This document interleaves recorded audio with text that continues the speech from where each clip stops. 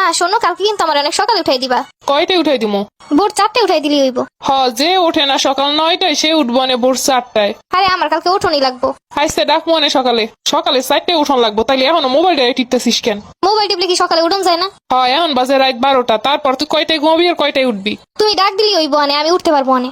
প্রতিদিন আমার এরকম ডাক দিয়ে উঠাইতে কয়, পরে আবার টাইম মতো ঠিকই উঠে না, পরে আমার সাথে চিল্লাপাল্লা করো। যে থাক, তোমার ডাক দাম লাগবো না, আমি ফোনে অ্যালার্ম দিয়ে মনে। তুই তো অ্যালার্ম দিয়ে রাখলে উঠিস না। সকালবেলা এসে আমার ওই রুম থেকে অ্যালার্ম বন্ধ করা লাগে। প্রতি মিনিটে মিনিটে অ্যালার্ম দিয়ে রাখে, আবার পরে খোঁজ নাই। অ্যালার্মটা এসে আমার বন্ধ করা লাগে। সকাল সকাল ঘুমাইবো, সকাল সকাল উঠবো তা না। এটা তক্তা কিনছে, সে তক্তা সারাদিন খালি টিপবো। পাইছে একটা মোবাইল, সারাক্ষণ কিছু হইলি মোবাইলটার দোষ। রাতভর তো ওইটাই টিপিস। হইছে, তোমার বলা শেষ হইছে, তাইলে এবার যাও। এখন তো বড় হয়ে গেছিস, কোনো কথা কইলে এখন যাও।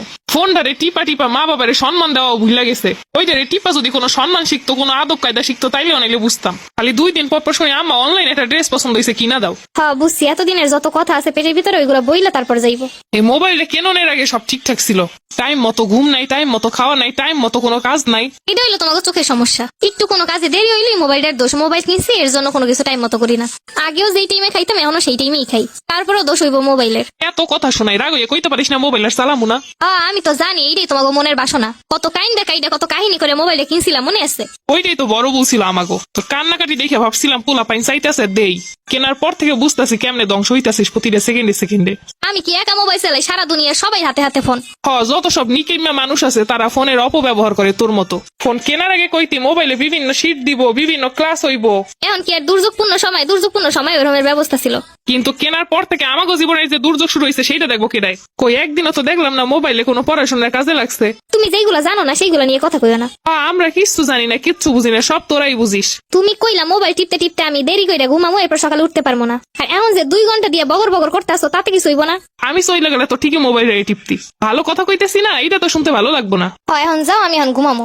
কাম করি, প্রতি সেকেন্ডে সেকেন্ডে অ্যালার্ম দিয়ে রাখি, একটা না একটা উঠবো ইয়ানে।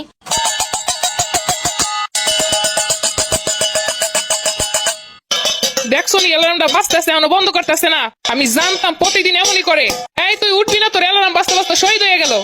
সকালটা ঘুমাইতে দিবা না নাকি? আমি জানতাম সকালটা বেলা এমনই করবো। ওর অ্যালার্মের শব্দ এলাকার মানুষ সজাগ হইলে ও সজাগ হইব না। তোর ওঠন লাগবে না, তোর অ্যালার্ম বন্ধ কর। অ্যালার্ম তো কতবার বন্ধ করলাম, এখনো বন্ধ হইতেছে না কেন? এটা কি আমি জানি? ভোর 4টায় নাকি ওঠন লাগবে, এখন উঠিস না কিসের জন্য?